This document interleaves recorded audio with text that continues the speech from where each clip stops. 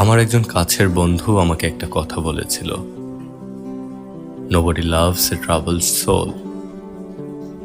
এবং প্রচণ্ড নিষ্ঠুর শোনালেও ব্যাপারটা সম্ভবত সত্যি।